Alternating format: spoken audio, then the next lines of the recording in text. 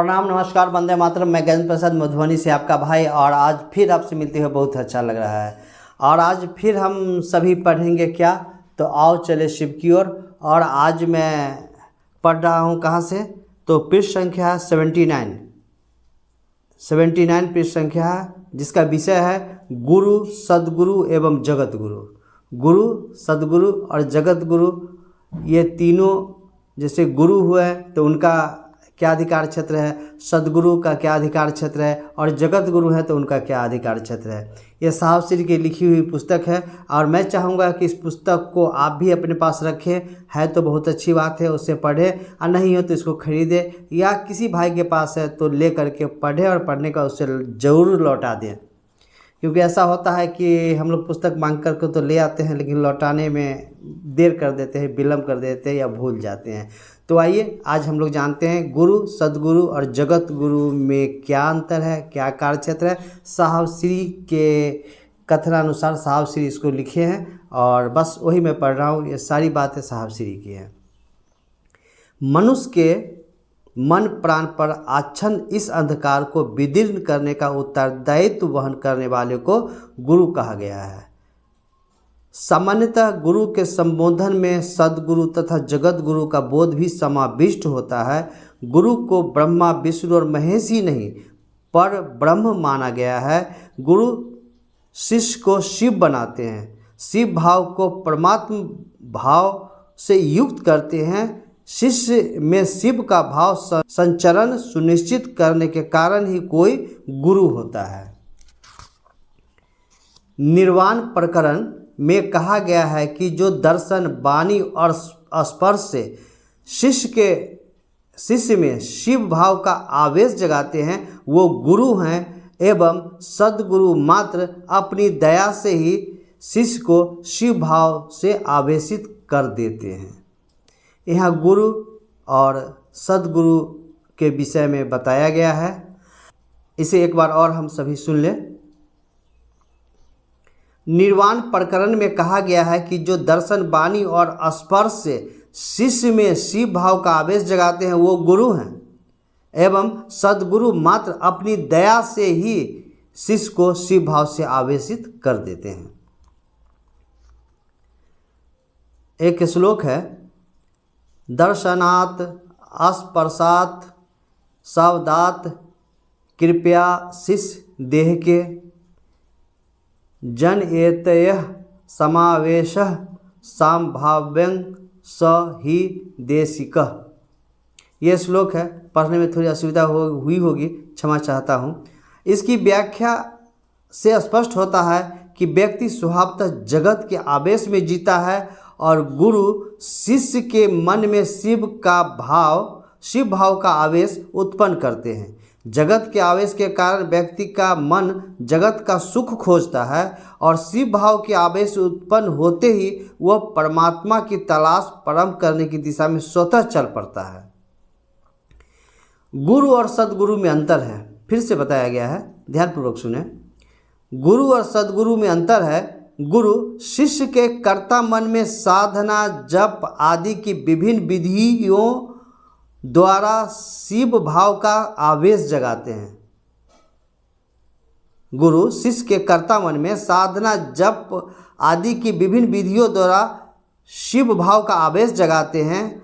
और सदगुरु क्या करते हैं? सदगुरु को अपने शिष्य के मन में परमात्मा के प्रति प्रेम जगाने हेतु कोई क्रिया नहीं करनी पड़ती है। सदगुरु मात्र अपनी दया से ही शिष्य के मन में परमात्मा प्रेम का अंकुरण कर देते हैं। सदगुरु की दया ही शिष्य को शिव बनाती है। दोनों में अंतर स्पष्ट हो गया। इस आलोक में यह समझा जाना आवश्यक है कि शिष्य का कर्ता मन जो कर्म करके फल प्राप्त करने का अभ्यस्त है, वो दया की याचना नहीं करेगा।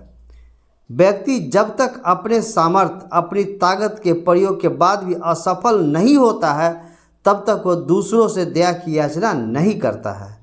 निश्चित रूप से सदगुरु का आश्रय वही शिष्य मन लेगा जो साधना, योग, जप, तप आदि अनेक विधियों का अनुसरण करते हुए श्रांत एवं क्लांत हो गया है। व्यक्ति के सामर्थ्य की सीमा है और शिष्य मन अनेकानेक साधना की विधियों को करने के बाद एक दिन थक हाकर अपने गुरु से दया की याचना कर बैठता है। शिष्य का मन जब दया मांगने की स्थिति में आता है, यही उसे सद्गुरु का आश्रय मिलता है। जब तक अपनी सामर्थ्य में रहता है शिष्य, तो सद्गुरु का आश्रय नहीं मिलता है। जब शिष्य का मन दया मांगने की स्थिति में आता है, जब थक हार कर श्रांत एवं क्लांत हो जाता है, तब दया की याचना कर बैठता है। शिष्य का मन जब दया मांगने की स्थिति में आता है, यही उसे सद्गुरु का आश्रय मिलता है। आइए आगे बढ़ते हैं। अब आगे हम लोग पृष्ठ संख्या 81 यानी 81 पे। सद्गुरुओं की श्रृंखला पर दृष्टिपात करने से हम पाते हैं कि इन लोगों ने अपनी गुरु शिष्य परंपरा में शिष्य बनने के लिए भिन्न भिन्न शर्तें रखी है। भिन्न भिन्न शर्त रखा गया है। कौन रखे हैं? तो हमारे जो सद्गुरु हुए हैं वो। कुछ लोगों ने यम नियम पालन को अनिवार्य बताया, कुछ लोगों ने सुरा और सुंदरी को छोड़कर शिष्य बनने की बात कही, तो कुछ लोगों ने मांस मछली नहीं खाने की शर्त रखी, तो किसी ने गृहस्थ जीवन छोड़ बैरागी होने को प्राथमिकता दी। स्पष्ट रूप से जगत के इन विभिन्न आकर्षणों से शिष्य मन को विमुख कर परमात्मा के प्रति प्रेम जगाने का सामर्थ्य न्यून होने के कारण ही शर्तों के साथ गुरु शिष्य परंपरा चली है। यानी सद्गुरुओं की परंपरा बंधन युक्त है, जिसमें सुरा सुंदरी मांस मछली विभिन्न प्रकार की वर्जनाएं हैं, वो सभी छोड़ कर आना पड़ता है। निर्विवाद रूप से सद्गुरु के आश्रय में जाने के पूर्व सद्गुरु द्वारा लगाई गई वर्जना का अगर कोई व्यक्ति अनुपालन करने की क्षमता धारित करता है, तो सद्गुरु की दया उसे शिवमय बनाएगी। ये सारी शर्त धारित करेंगे तब सद्गुरु हम सभी को शिवमय बनाएगी। गुरु गोरखनाथ के द्वारा प्रतिष्ठित साधना गृहस्थाश्रम को एक सीमा के उपरांत अनुकूल नहीं मानती। सद्गुरुओं में स्वभावतः रुचिगत भिन्नता मिलती है। सद्गुरु अपनी विशेष शर्तों के अधीन आए शिष्य को शिव बनाते हैं। सद्गुरु। अब आते हैं जगत गुरु के पास, उस विषय पे साहब से लिखते हैं, जगत गुरु को सभी सद्गुरुओं का गुरु कहा गया है। जी, जगत गुरु को सभी सद्गुरुओं का गुरु कहा गया है। जगत गुरु के शाब्दिक अर्थ से स्पष्ट है कि जगत का कोई भी व्यक्ति अगर उन्हें अपना गुरु मानेगा, तो उन्हें उस व्यक्ति को शिव बनाने का उत्तरदायित्व लेना ही होगा। जगत गुरु शिष्य बनाने के पूर्व किसी शर्त का विधान नहीं कर सकते। वे संपूर्ण जगत के गुरु हैं। अतएव समस्त सृष्टि में जो कोई भी उन्हें अपना गुरु मानने की इच्छा संकल्पित करता है, स्वतः उनका शिष्य होगा। जी सर, हमारे साहब श्री हम लोगों के लिए डायरेक्ट जगत गुरु से रिश्ता जोड़ दिए हैं। कितनी कमाल की बातें हैं। तो बस साहब श्री जो कहते हैं वो हम सभी करते जाएं। परमात्मा शिव हमारे गुरु हो जाएंगे और उनकी दया हम पे पल प्रतिपल बरसने लगेगी। आइए आगे साहब श्री क्या लिखते हैं, पढ़ते हैं। इसके अलावा दूसरी कोई वर्जना या कुछ करने की बाध्यता की पूर्व शर्त नहीं हो सकती। इस संसार में भिन्न भिन्न स्वभाव एवं रुचियों के व्यक्ति मिलते हैं। बहुत सारे व्यक्तियों में आध्यात्मिक आकर्षण का आवेश दिखता है, किंतु वे गृहस्थ जीवन को त्याग पाने की मना स्थिति में नहीं रहते हैं। जगत गुरु का पद वैचारिक एवं स्वभावगत विसंगतियों की संगति है। गौर से इस लाइन को जरा पढ़ लें, मैं भी नहीं समझ पाया। जगत गुरु का पद वैचारिक एवं स्वभावगत विसंगतियों की संगति है। शिव जगत गुरु हैं और सभी विसंगतियों की संगति है।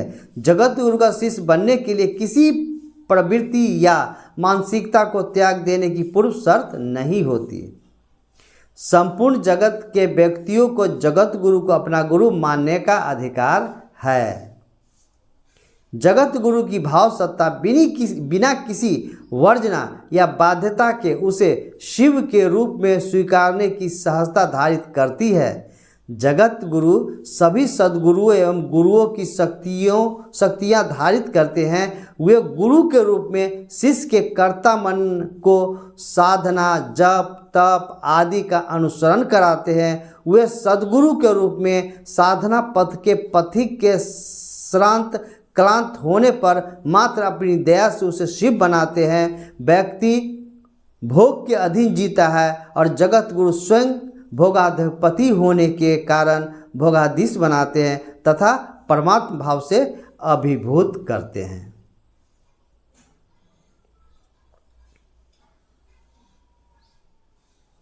इस लाइन को थोड़ा हम लोग फिर से समझते हैं।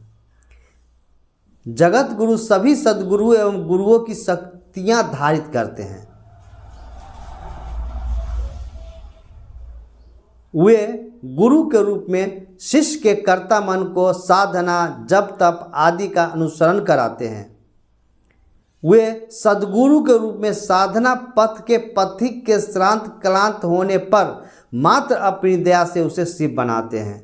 सद्गुरु के रूप में व्यक्ति भोग के अधीन जीता है और जगत गुरु स्वयं भोगाधिपति होने के कारण भोगाधीश बनाते हैं तथा परमात्मा भाव से अभिभूत करते हैं।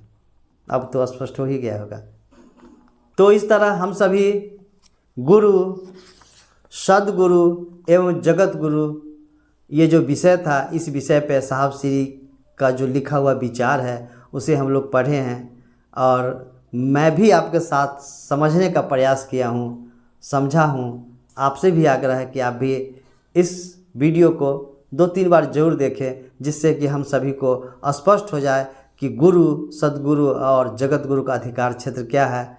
हम सभी कितने सौभाग्यशाली हैं कि डायरेक्ट हम सभी को साहब श्री जगत गुरु से मिला दिए हैं। इस पुस्तक को आप सभी निश्चित रूप से पढ़ें। तो चलिए, आज की वीडियो यहीं समाप्त होती है। बहुत जल्द फिर मिलते हैं आप सभी से। तब तक के लिए आप सभी को प्रणाम, नमस्कार, वंदे मातरम।